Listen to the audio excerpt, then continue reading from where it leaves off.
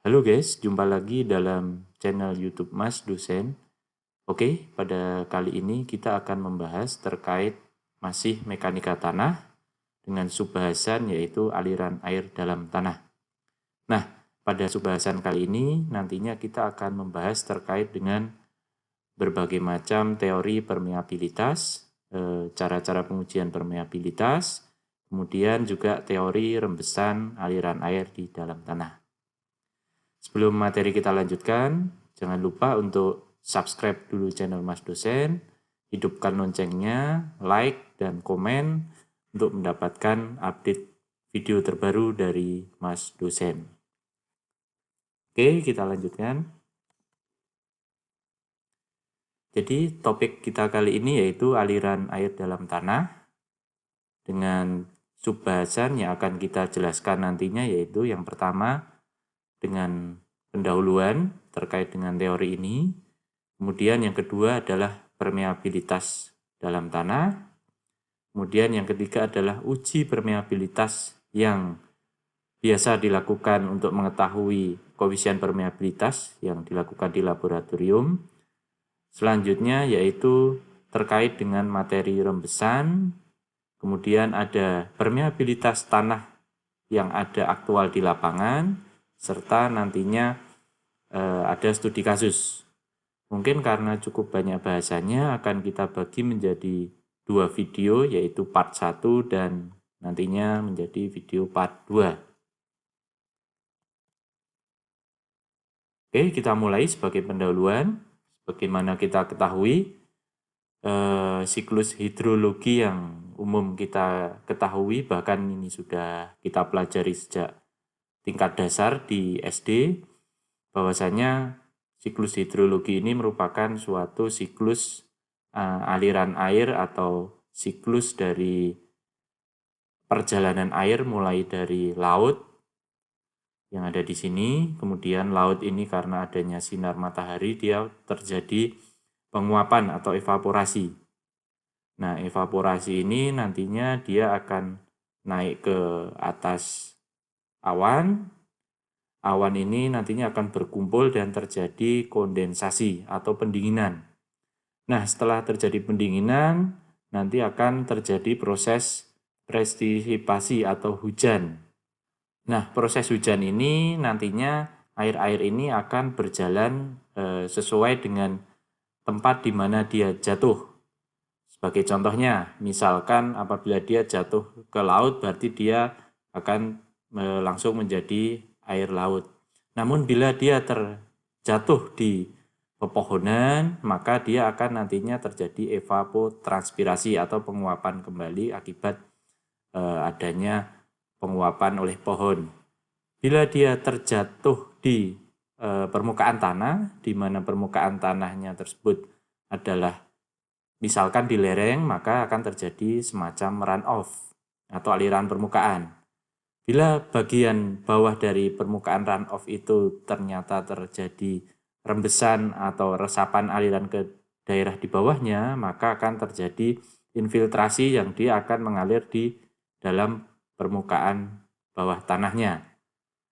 Juga ada air tanah yang dia meresap jauh ke dalam muka air tanah, tapi dia tertahan karena adanya batuan dasar yang cukup impermeabel atau cukup kedap air, sehingga aliran air tanah ini maka akan menjadi aliran bawah air tanah.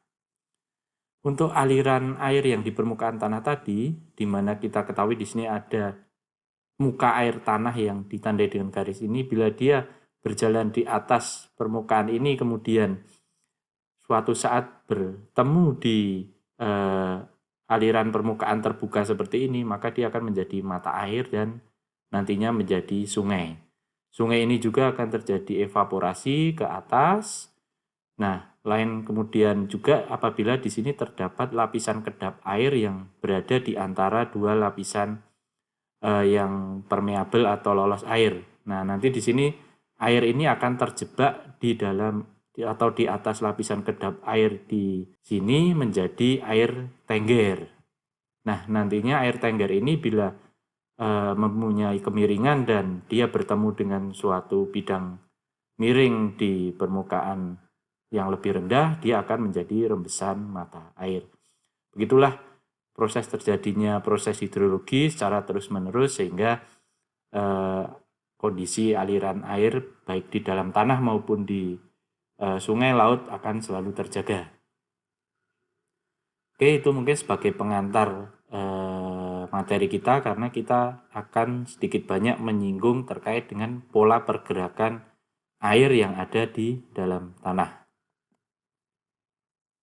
Oke, kita lanjutkan. Jadi kita akan lebih berfokus kepada aliran air yang ada di dalam tanah atau zona air dalam tanah. Apa itu zona air dalam tanah? Jadi definisinya yaitu air yang terdapat di dalam atau di bawah permukaan dari bumi atau tanah. Nah, sumber utama seperti kita ketahui dalam paparan sebelumnya adalah air hujan yang dia melewati pori-pori dari tanah. Nah, ini nantinya air ini akan sangat berpengaruh terhadap sifat-sifat tanah pada umumnya, yaitu nanti khususnya pada tanah berbutir halus. Salah satunya nanti mungkin sifat-sifat tanah terkait dia nanti kekuatan gesernya atau tegangan efektifnya nanti akan terkait akibat aliran air ini. Nah, pada gambar di samping bisa kita saksikan bahwasanya zona air itu dibagi menjadi 3 zona penting. Yang pertama yaitu zona jenuh air, berarti dia berada di dalam zona di bawah permukaan air tanah, yaitu di sini. Kemudian ada zona jenuh kapiler, berarti dia berada di atasnya muka air tanah, dia masih terpengaruh oleh adanya aliran kapiler dari air. Kemudian yang ketiga adalah zona tak jenuh. Zona tak jenuh berarti dia berada di atas permukaan tanah yang tidak terpengaruh oleh adanya air. Nah, apabila kita perbesar gambar tadi dan kita coba amati beberapa bentuk air di dalam tanah menurut CASDI 1974, nah kita bisa lihat di sini partikel-partikel tanah yang ada, kemudian di sini ada garis merah ini menunjukkan adalah muka air tanahnya. Nah, di sini bisa kita lihat yang pertama ini kita tempatkan tabung pengamatan sehingga kita bisa saksikan di sini bahwasanya permukaan air tanah itu berada di posisi dengan garis merah ini. Kemudian yang kedua ini ada jenis air tengger gravitasional. Jadi ini air yang terjebak tadi akibat di bawahnya ada lapisan yang impermeable, tapi di bawahnya masih lapisan yang permeable. Yang ketiga adalah partikel padat dikelilingi air higroskopis. Jadi ini adalah butiran tanah, akan tetapi di sisi luar dari tanah tersebut dikelilingi oleh air higroskopis. Kemudian 4 ini ada udara jenuh dengan uap air. Jadi sebenarnya ini adalah udara namun kandungan airnya memiliki kelembaban yang cukup tinggi. Kemudian 5 ada air kontak, 6 ada film air, nah ini hampir sama. Dia lapisan air yang menyelimuti dari butiran tanah. Yang ketujuh ada air kapiler terbuka, ya jadi dia adalah air di mana bisa mengalir lewat celah-celah permukaan atau butiran tanah. Nah, ke-8 ini adalah zona air plus udara karena memang di zona ini tadi kita bisa lihat masih bercampur antara butiran, ada udara dan ada air yang mengelilingi. Sedangkan di bagian bawahnya ini adalah zona kapiler jenuh air. Jadi sini sudah jenuh air, tidak ada lagi rongga-rongga udara yang ada. Yang ada adalah air yang mengalir secara kapiler dan butiran-butiran tanahnya.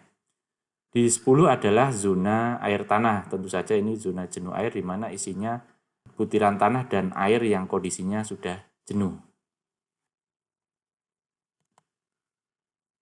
Nah, bila kita perhatikan lebih dalam lagi untuk pola pergerakan aliran air melalui media yang porus, ini bisa kita saksikan di gambar di samping ini.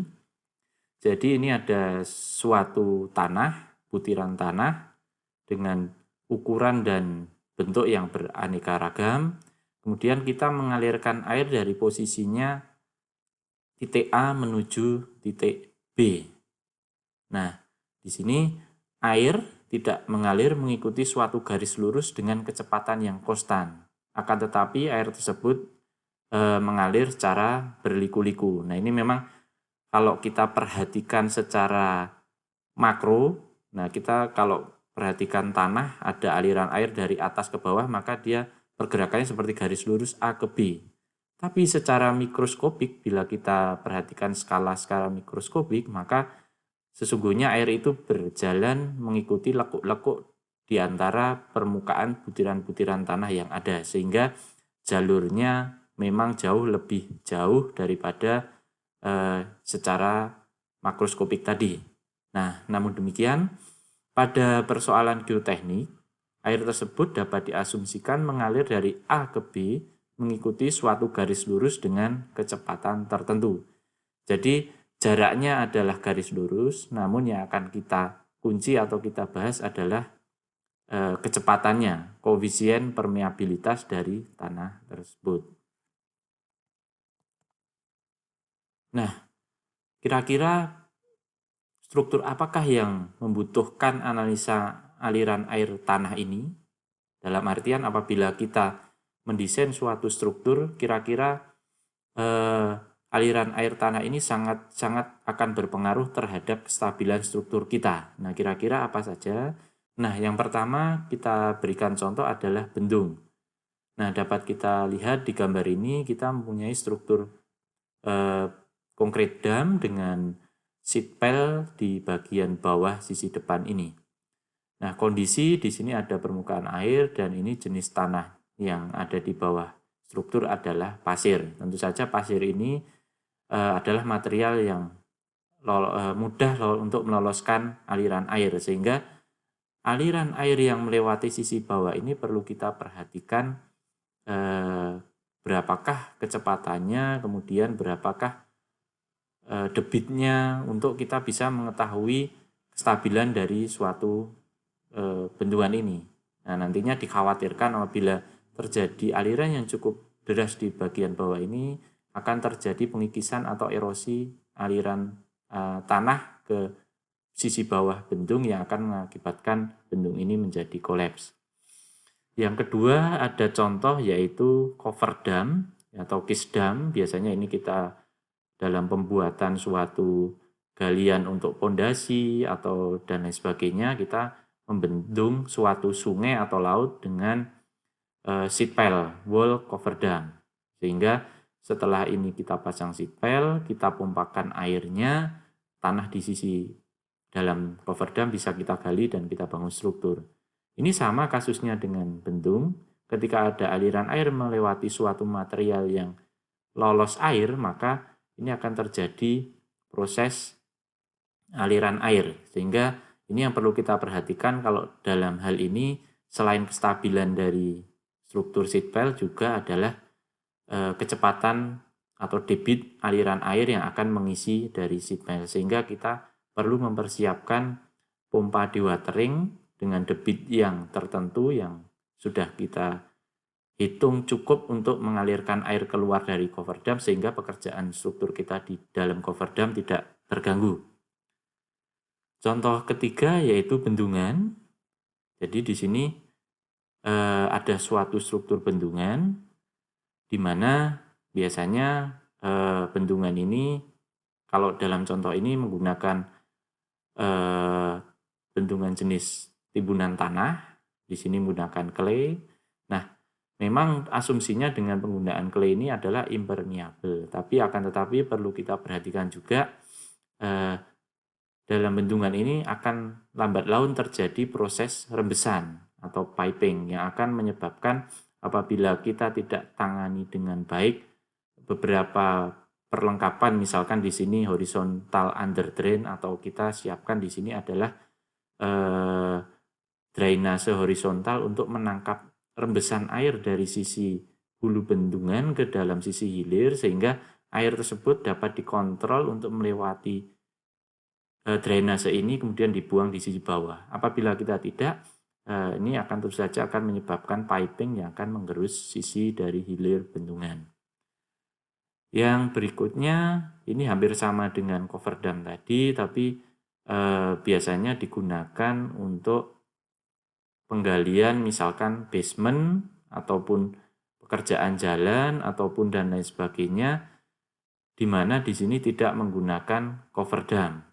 Nah, di sini yang perlu kita kontrol apabila kita tidak menggunakan cover dam sebagai perlindungan adalah muka air tanahnya. Ini dapat kita lihat muka air tanah awal adalah posisi di atas. Kemudian di sini kita siapkan pompa-pompa untuk dewatering. Nah, berapakah besarannya debit pompa dan berapa jumlah pompa yang dibutuhkan serta kecepatan pengaliran? Nah, ini perlu kita perhatikan analisis dari aliran air tanahnya sehingga kita bisa dapatkan kondisi di mana permukaan air tanah yang akan kita harapkan sehingga proses kita misalkan di sini ada ekskavasi atau penggalian kita tidak terganggu akibat muka air tanah. Nah, ini akan kita pelajari nantinya dalam aliran air di dalam tanah. Nah, tadi sempat saya sampaikan di depan salah satu tipe struktur yang perlu kita waspadai terhadap aliran air pada tanah yaitu struktur bendungan. Nah, kita ada dua sampel di sini yaitu bendung hanya dengan satu, kita tidak persiapkan adanya drainase blanket atau kalau kita sebut tadi drainase horizontal, dan yang satu dengan persiapan drainase blanket atau drainase horizontal tadi. Material yang digunakan adalah sama, namun ternyata terdapat perbedaan perilaku aliran airnya. Di sini misalkan ada air di sisi hulu bendungan, dia akan membentuk jaring aliran atau flow net, yaitu bentuknya seperti ini. Dia akan mencari posisi yang paling rendah dan paling lemah dari sisi bendungan untuk mengalirkan air. Sehingga lambat laun bila tidak kita treatment dengan baik akan menimbulkan di sisi bawah sini terjadi piping dan kemudian bisa menimbulkan erosi dan longsor. Nah, ini yang perlu kita perhatikan dalam suatu struktur bendungan. Nah, dengan adanya kita treatment menggunakan drainase blanket atau horizontal drainase dan lain sebagainya, namanya terserah. Nah, di sini aliran air dari sisi hulu ke sisi hilir bendungan ini bisa kita kontrol. Kita arahkan aliran airnya yang awalnya menuju ke sisi hilir paling lemah, kita kontrol di sisi bawah sini air masuk ke dalam drainase blanket. Kemudian ini akan dialirkan menjauhi dari struktur dari bendungan sehingga diharapkan dengan sistem ini bendungan akan jauh lebih stabil dari kikisan atau aliran air tanah. Jadi dapat kita simpulkan yaitu permeabilitas tanah dimaksudkan untuk mengukur kemampuan tanah melewati atau dilewati oleh air melalui pori-porinya. Nah, nantinya permeabilitas tanah ini akan sangat penting. Salah satu atau beberapa kegunaannya adalah yang pertama, mengevaluasi jumlah rembesan atau seepage yang terjadi melalui bendungan dan tanggul sampai ke sumur air. Nah, ini tadi rembesan atau seepage yang sudah kita bahas di beberapa struktur tadi, ini perlu kita perhatikan dengan suatu nantinya permeabilitas suatu tanah. Kedua yaitu mengevaluasi gaya angkat atau gaya rembes di bawah struktur hidrolik untuk analisis stabilitas. Nah, ini contohnya adalah gaya angkat bendung misalkan atau bendungan tadi. Nah, dengan kita ketahui permeabilitas dan kemudian nanti kita tahu gaya angkatnya, kita bisa hitung stabilitasnya. Kemudian yang ketiga, menyediakan kontrol terhadap kecepatan rembesan sehingga partikel tanah berbutir halus tidak tererosi dari massa tanah. Ini juga hampir sama, ini untuk melindungi struktur bila rembesan ternyata kecepatannya melebihi dari stabilan dari partikel tanah, maka akan tererosi. Sehingga apabila tererosi terjadi piping, nanti akan terjadi kelongsoran. Nah, yang keempat, studi mengenai laju penurunan atau konsolidasi. Nah, ini konsolidasi memang erat kaitannya dengan pembuangan atau aliran air tanah, disipasi air tanah dari suatu massa tanah, di mana perubahan volume tanah terjadi pada saat air tersingkir dari rongga tanah pada saat proses terjadi suatu gradien energi tertentu.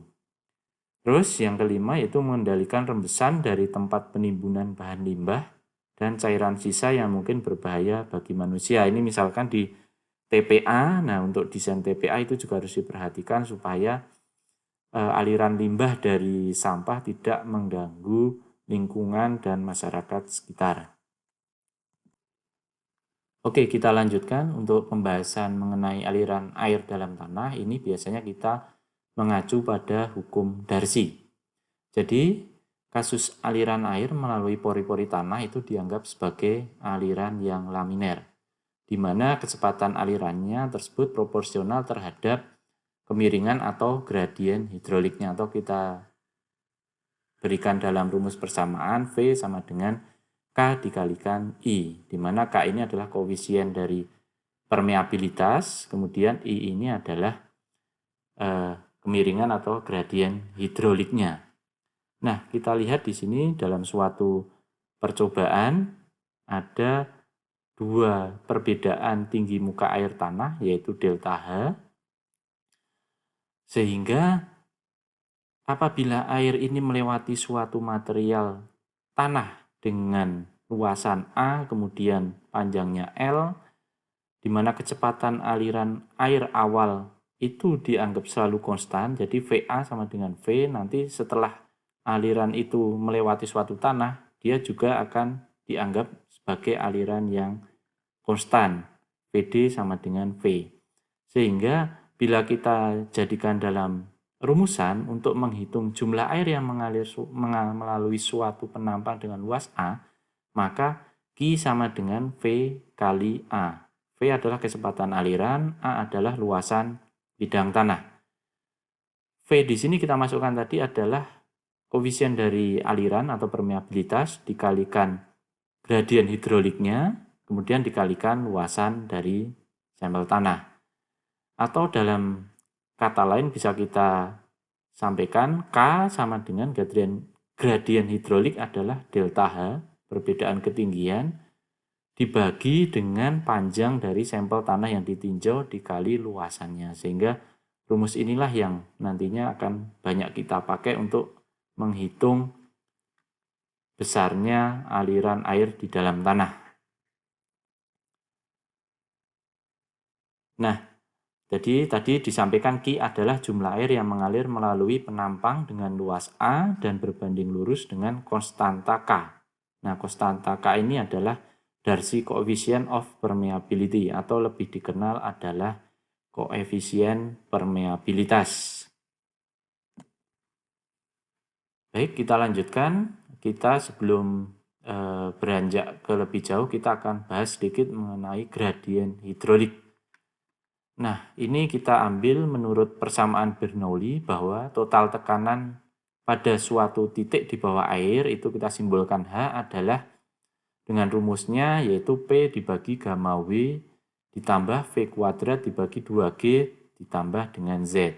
Nah, di sini ada 3 unsur utama yang mempengaruhi dari total tekanan titik di bawah air. Yang pertama yaitu akibat pressure head atau tekanannya, kemudian akibat velocity head atau kecepatan alirannya, dan yang ketiga adalah elevation head, yaitu akibat posisi dari titik tersebut. Nah, inilah yang akan kita pakai nantinya untuk mengetahui bagaimanakah total tekanan pada suatu titik di bawah air.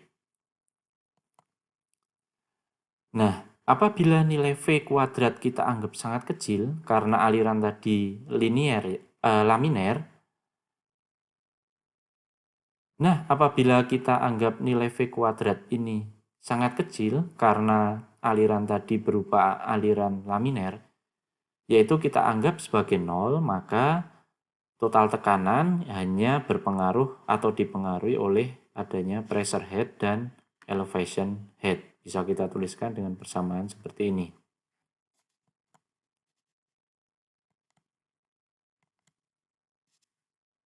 Nah, Ini untuk lebih memperjelas dari apa itu hidrolik gradien, kita akan coba melihat aliran air yang ada di dalam tanah seperti gambar yang atau siklus hidrologi yang kita sampaikan di depan, hanya ini kita lebih simplifikasi prosesnya.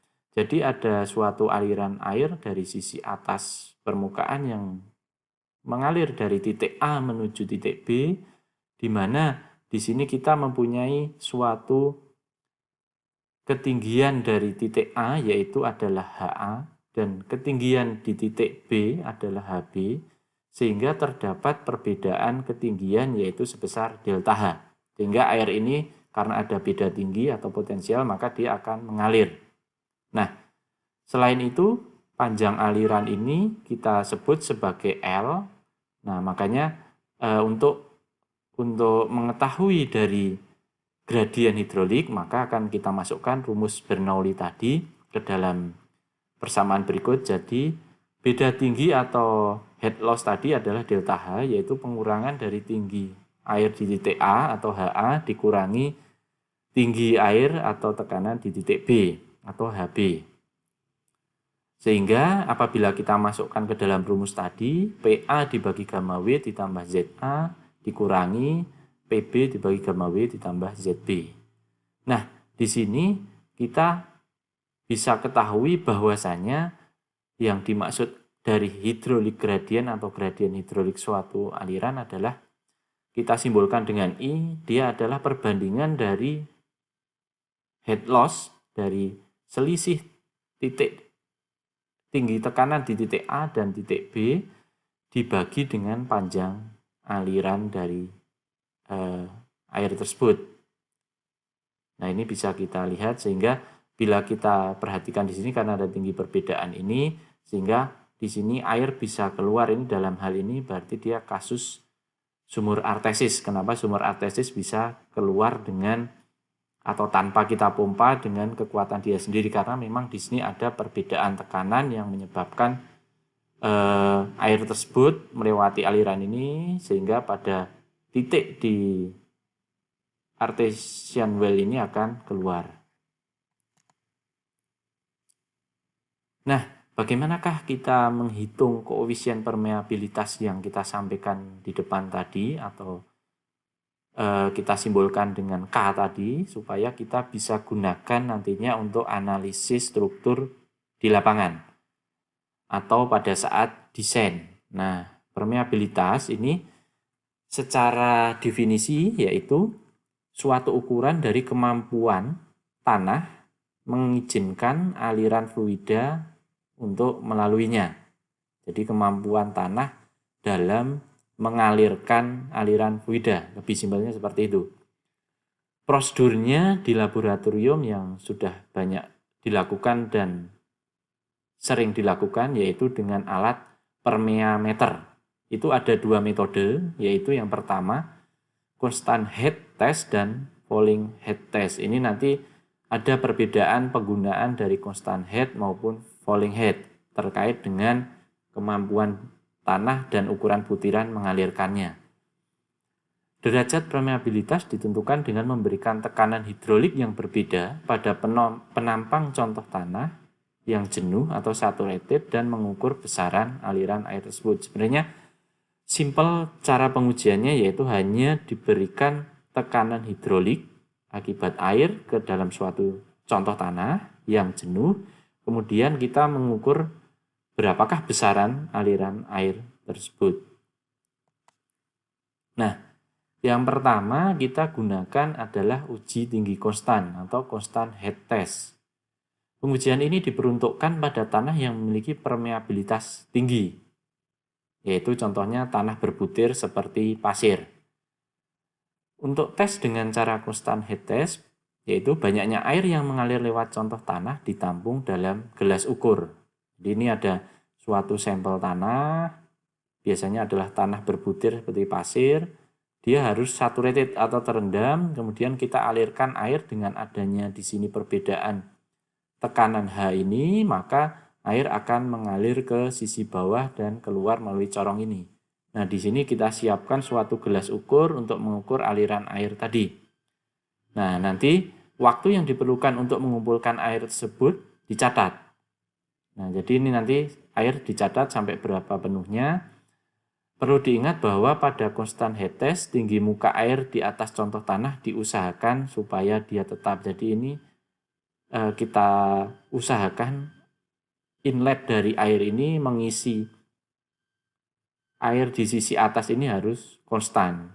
Sehingga memang percobaannya adalah dilakukan dengan trial sampai dia didapatkan suatu aliran atau debit yang konstan di mana debit masuk dan keluar dari gelas ukur ini adalah seimbang, ditandai dengan tidak adanya penurunan di sisi air di atas sampel tanah.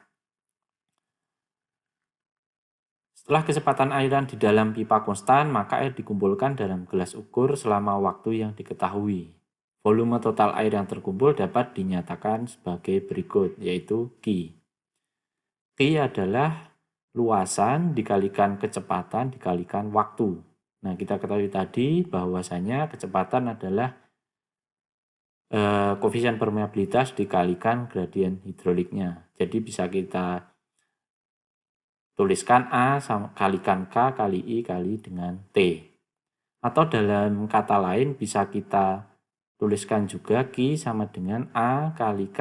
I tadi adalah gradien hidrolik H per L, di mana kalau di sini L adalah panjang sampel tanah ini, dikalikan dengan T atau waktu yang dibutuhkan. Atau dalam persamaan lain untuk menghitung K, yaitu Q kalikan L dibagi H kali A kali T. Nah, ini biasanya yang kita gunakan nantinya untuk mendapatkan nilai dari koefisien permeabilitas.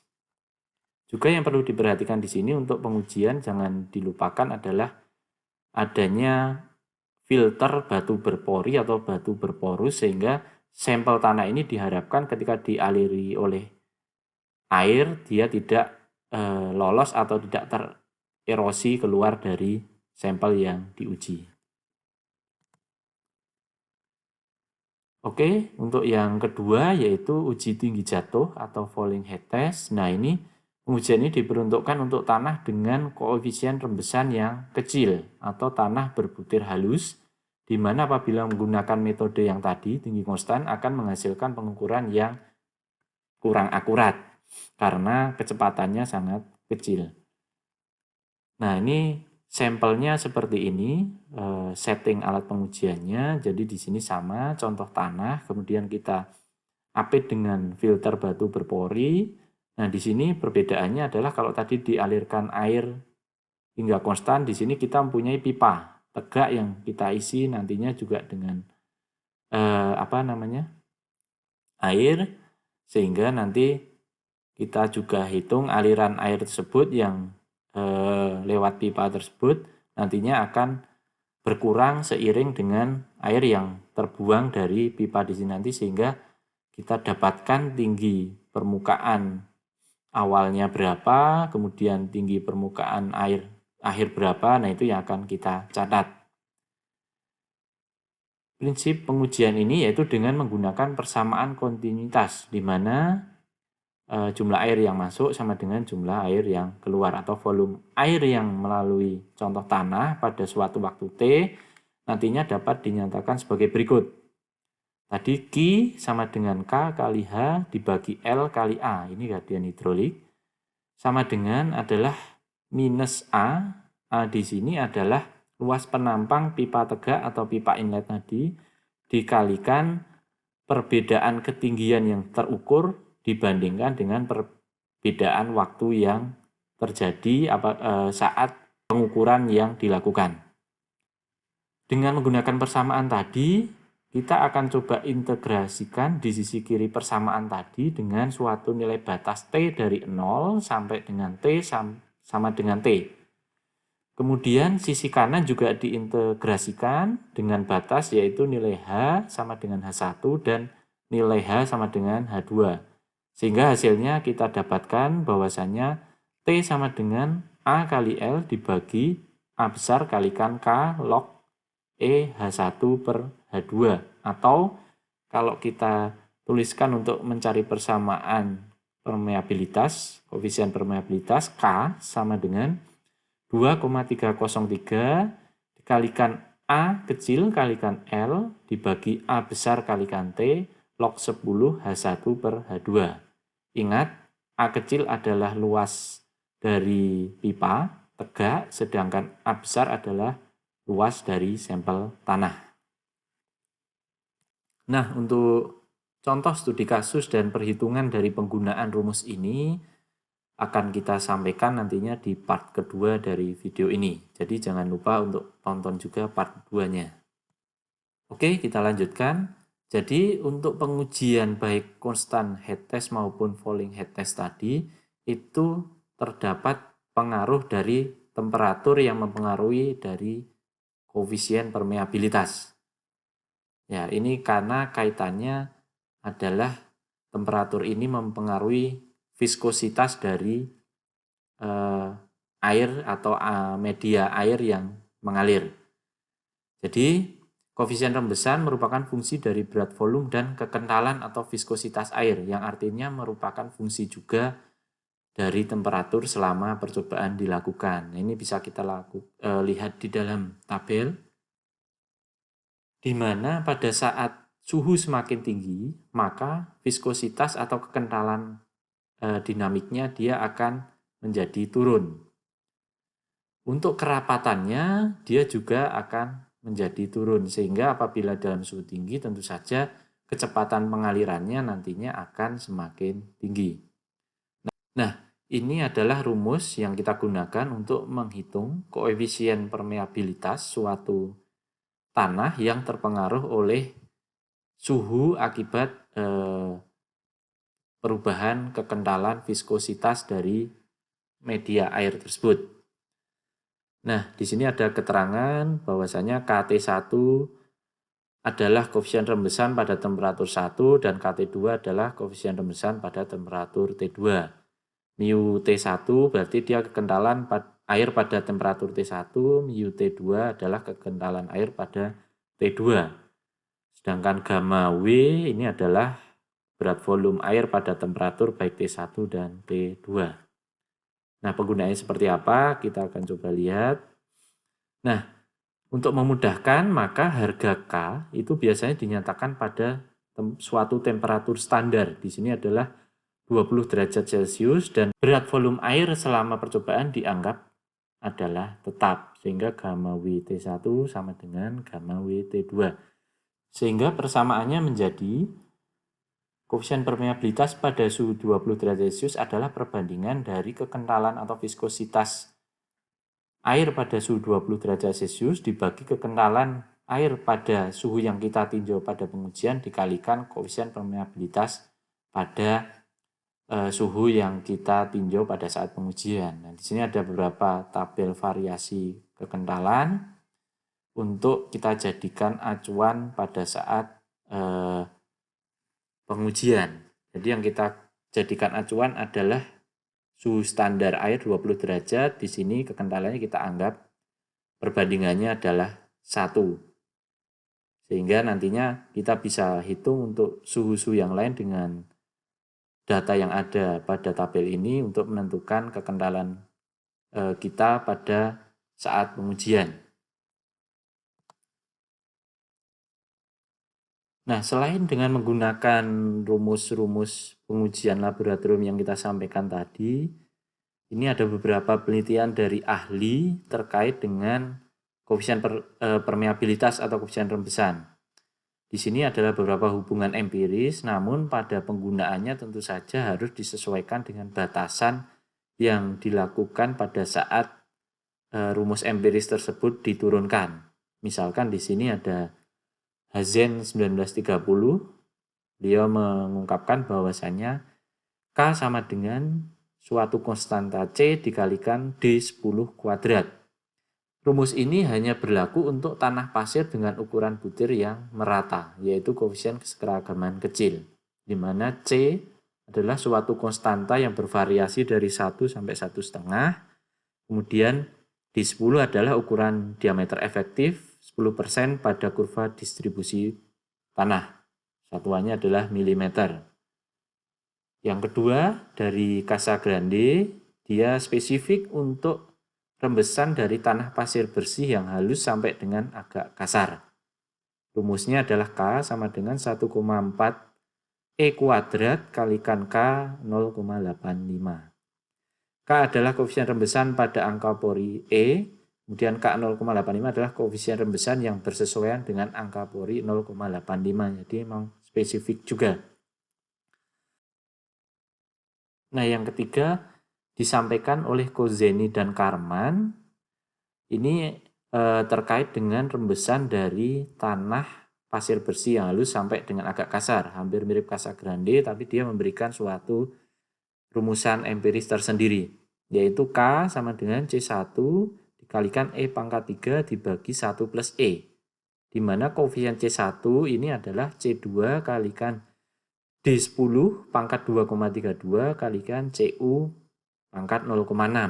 Sehingga kalau dimasukkan rumusnya menjadi seperti ini, di mana D10 adalah ukuran diameter efektif 10% dari distribusi ukuran butiran tanah, CU koefisien keseragaman, dan C2 ini adalah suatu konstanta. Baik, kita lanjutkan. Pada kenyataannya di lapangan, bahwasanya suatu sampel tanah itu adalah berlapis-lapis sesuai dengan kondisi aktual di lapangan. Sehingga apabila kita ingin mengetahui dari koefisien suatu tanah, sampel tanah, di mana tanah tersebut mempunyai lapisan-lapisan yang berbeda dengan karakteristik atau sifat tanah yang berbeda, sehingga akan menyebabkan nilai koefisien tanahnya juga akan berbeda. Oleh karena itu diperlukan suatu koefisien ekuivalen yang dapat kita gunakan untuk mempermudah suatu perhitungan. Sebagai simplifikasi dalam perhitungan 2 dimensi, kita ketahui bahwasanya suatu aliran tanah bisa saja terjadi aliran pada arah horizontal maupun pada arah vertikal. Nah, bagaimanakah cara kita mengetahui koefisien permeabilitas suatu tanah untuk kondisi tanah berlapis pada arah horizontal maupun arah vertikal? Nah, di sini bahwasanya kita akan coba jelaskan ada suatu sampel tanah di mana tanah tersebut berlapis-lapis dengan tebal lapisan pertama H1, lapisan tanah kedua H2, dan seterusnya sampai Hn. Dan di sini kita punya tebal total adalah H. Tanah tersebut mempunyai suatu koefisien aliran arah horizontal dan arah vertikal. Nah, untuk mengetahui arah horizontal akan kita uji coba nanti dengan arah alirannya adalah horizontal atau sejajar dengan lapisan tanah. Bila nanti kita akan mencari yang arah vertikal, berarti aliran akan kita jalankan dari sisi bawah tegak lurus dengan lapisan tanah. Nah, seperti kita ketahui tadi, kondisi tanah yang berlapis-lapis sebanyak N dengan aliran horizontal selebar satu satuan. Jadi ini berdasar rumus di depan tadi bahwasanya Q adalah V kali A. Nah, di sini kita keluarkan V adalah I kali H. I di sini adalah lebar satu satuan tadi. H di sini adalah tebal masing-masing lapisan tebal tanah. Sehingga bila kita masukkan V1 kali 1 kali H1, berarti ini untuk lapisan tanah yang pertama tadi punya kecepatan 1, lebarnya satu satuan, kalikan tebalnya satu satuan, dan seterusnya sampai Vn kali 1 kali Hn. Jadi di mana di sini kita ketahui kecepatan aliran rata-rata adalah V1 sampai Vn adalah kecepatan aliran pada lapisan 1, 2, dan lapisan berikutnya. Nah, bagaimanakah kita menghitung koefisien ekuivalen untuk arah horizontal? Nah, tadi kita dapatkan nilai KH1, KH2, KH3 sampai KHN adalah koefisien rembesan untuk masing-masing lapisan tanah. Dan KHEQ atau K horizontal ekuivalen adalah koefisien rembesan dalam arah horizontal yang akan kita cari. Maka dari hukum Darcy dapat dilihat hubungannya bahwasanya V adalah K kalikan I. Kita akan mencari K koefisien permeabilitas horizontal ekuivalen, yaitu bahwasanya untuk masing-masing aliran mempunyai kecepatan alirannya tersendiri-sendiri sesuai dengan koefisien permeabilitasnya dikalikan dari gradien hidroliknya. V1 seperti ini, V2 seperti ini, sampai Vn seperti ini. Nah, untuk kita dapatkan rumusan dari suatu koefisien permeabilitas horizontal ekuivalen, maka kita gunakan persamaan seperti ini, yaitu penjumlahan dari koefisien horizontal tanah 1 kalikan tebal lapisan tanah 1, dan seterusnya sampai koefisien horizontal tanah N kalikan ketebalan tanah N dibagi dengan tebal total dari tanah. Nah, ini nantinya bisa kita gunakan untuk mencari kecepatan aliran atau rembesan yang terjadi. Nah, bagaimanakah untuk mencari koefisien vertikal ekuivalen pada tanah berlapis? Jadi aliran tanah kita kembalikan, kalau tadi sejajar untuk mencari horizontal, nah sekarang kita buat tegak lurus dari lapisan tanah untuk mencari koefisien vertikalnya. Akibat diberikan arah aliran ini, maka masing-masing mempunyai tekanan air yang kita simbolkan dengan H atau tekanan air H. Untuk lapisan kedua, karena di sini sudah melewati lapisan tanah pertama, maka lapisan tanah ketiga ini akan berkurang. Demikian seterusnya sampai dengan lapisan tanah yang pertama karena sudah melewati lapisan tanah sebelumnya. Untuk keadaan ini, kecepatan aliran yang melalui semua lapisan dianggap sama, tetapi kehilangan energi total H merupakan penjumlahan dari kehilangan energi untuk tiap-tiap lapisannya. Jadi seperti itu. Nah, dengan anggapan bahwa kecepatan aliran adalah sama, maka V adalah sama dengan V1, V2, V3 sampai dengan Vn. Dan H itu adalah penjumlahan dari masing-masing kehilangan energi tadi, H1 sampai Hn, sehingga kita dapatkan energi totalnya adalah H. Dengan menggunakan hukum Darcy, coba kita masukkan ke persamaan ini bahwasanya V adalah koefisien permeabilitas dikalikan gradien hidrolik, maka kita masukkan bahwasanya K vertikal pada lapisan tanah 1 kalikan gradien hidrolik 1 sama dengan KV2I2 sama dengan dan seterusnya sampai KVN kalikan IN. Untuk H kita masukkan bahwasanya H1 adalah tebal lapisan tanah 1 kalikan gradien hidrolik 1 dan lain sebagainya sampai Hn kalikan IN. Kita substitusikan dua persamaan ini sehingga kita dapatkan bahwasanya KV ekuivalen sama dengan tebal lapisan tanah total dibagi tebal lapisan tanah pertama dibagi koefisien vertikal tanah pertama dan seterusnya sampai tebal lapisan tanah N dibagi koefisien vertikal pada tanah N. Nah, ini yang dapat kita gunakan untuk menghitung koefisien vertikal ekuivalen. Oke guys, demikian video edukatif seri mekanika tanah, aliran air dalam tanah part pertama. Nanti akan kita lanjutkan dengan part kedua yang membahas terkait dengan cara menghitung permeabilitas tanah di lapangan dan contoh kasus atau studi kasus terkait dengan teori aliran air dalam tanah. Terima kasih atas perhatiannya. Jangan lupa untuk subscribe, like, dan share ke media sosial kalian bila kalian menyukai video ini. Stay smart, stay safe, and stay healthy. See you on next video. See you. Dah.